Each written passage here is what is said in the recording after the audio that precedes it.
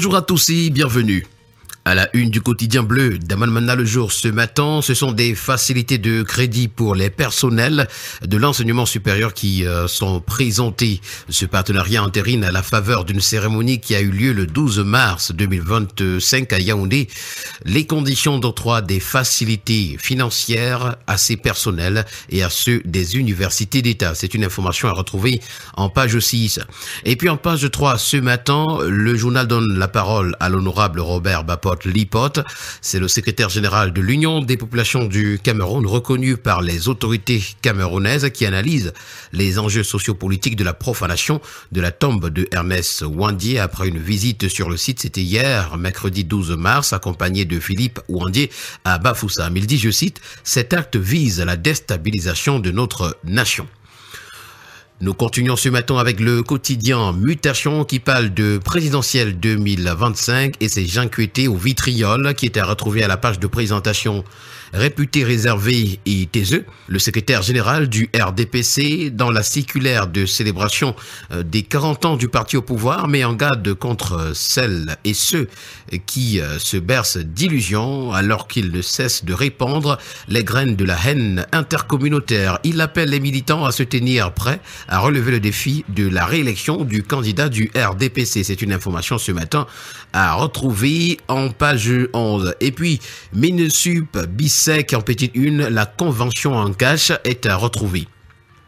Le quotidien Vert Émergence qui parle de fonction publique ce matin nous renseigne qu'on s'achemine vers la radiation de plus de 2000 agents publics. C'est la principale information à retrouver en page 3 ce matin. À Soulé-des-Rois, on reparle des arrestations des présumés meurtriers des chercheurs. Et puis, s'agissant du drame de Sikoum, la reconstitution des faits est à retrouver à la page 2. Le quotidien Le Messager pour sa part ce matin a choisi de s'exporter à la Confédération africaine de football en nous y présentant le Phoenix. Annoncé inéligible en janvier, avant d'être remise en course par le tribunal arbitral du sport, Samuel Eto'o rejoint finalement le comité exécutif de la CAF au terme d'un feuilleton à rebondissement. C'est une information à retrouver ce matin en page 11. Le journal revient sur ce partenariat entre le Minesup et la Bissec. D'ailleurs, c'est le Minesup qui souscrit chez la Bissec une convention pour faciliter l'accès à des crédits préférentiels au personnel universitaire. Cela a été signé hier, tel que nous le renseigne le journal. À la grande une du quotidien L'Info à chaud ce matin, M. Samuel Eto'o fils, président de la FECAFOOT, désormais membre du comité exécutif de la Confédération africaine de football, somme 23. Voilà la principale information à lire ce matin à la grande une. On parle en haut de une ce matin du bilan de l'opération #Je veux ma CNI. Après 3 ans de combat, Anne Fégon-de-Noix, porte-parole de Cabral Libye, se dit très satisfaite des résultats escomptés. C'est une information que vous allez retrouver ce matin à la page 6 du journal. Et nous en parlons amplement ce matin avec le quotidien d'information générale et d'enquête Le Témoin. Je veux ma CNI. Merci à la DGSN. Elle a compris et elle a réagi. Pouvons-nous lire ce matin. C'est par ces mots que Anne Fégon-de-Noix a conclu le point de presse qu'elle a tenu ce mercredi au siège du Parti camerounais pour la réconciliation nationale, le PCRN. À la grande une du tri-hebdomadaire, la météo, contre les dirigeants de la CNPS, Mekulu Vando Akame met en garde les auteurs des fake news. Dans un communiqué rendu public le 12 mars, le directeur général de la Caisse nationale de prévoyance sociale martèle par ailleurs que ces individus récidivistes et mal intentionnés à l'origine des publications mensongères sur les réseaux sociaux sont recherchés et répondront de leurs actes devant la justice. C'est une information à retrouver ce matin aux pages 2 et 3. Avec le bi-hebdomadaire d'analyse, d'enquête et d'information générale. Le Point ce matin en titre « Guéguerre a tout dit, maltraitance, cabinet civil des bobards ». L'année 2025, d'après le journal, pour beaucoup d'observateurs, est décisive. Embusqués derrière leur clavier, des mercenaires grassement rémunérés par une caste d'individus en difficulté dans le sérail n'hésitent pas à ouvrir le feu à balles réelles sur ces fidèles qui ont démontré depuis des lustres leur soutien, leur loyauté, leur probité au président de la République.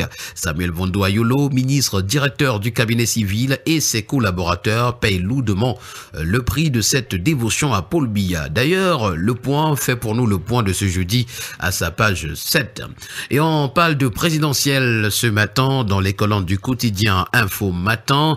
Paul Biya est le candidat des musulmans de la Mefou et Afamba. À l'extrême nord ce matin avec le quotidien régional d'information du Nord Cameroun, L'Œil du Sahel de Guy Baïguetama, le budget d'investissement public est en baisse de 29 milliards de francs CFA. Nous poursuivons le périple de ce matin avec le premier news magazine camerounais Défi Actuel qui parle du secteur des mines et hydrocarbures. 1416 milliards de francs CFA, c'est la somme qui a été versée à l'État en 2022. Selon le rapport de l'initiative pour la transparence dans les industries extractives dévoilé le 11 mars 2025, les revenus du secteur extractif ont bondi de 82% par rapport à 2021, portés par les hydrocarbures qui domine largement avec 96% des recettes en 2022. Le journal L'économie ce matin parle d'exploitation de la bauxite de Midi-Martap et nous présente pourquoi Canyon Resources entre dans l'actionnariat Camrail.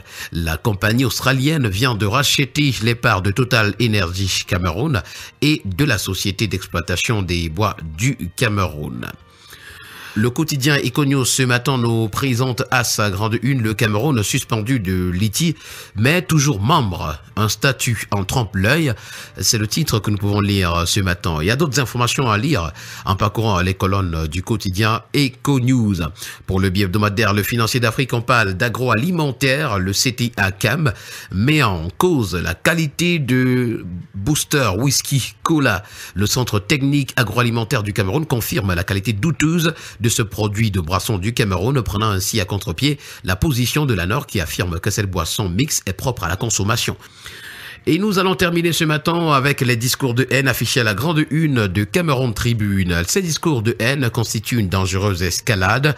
En cette période préélectorale, ces propos au caractère discriminatoire prennent une propension inquiétante dans divers espaces publics, prédisposant à une violence tous azimuts. Leaders, politiques et membres de la société civile s'accordent sur la nécessité de l'application de la loi en plus de la sensibilisation des masses.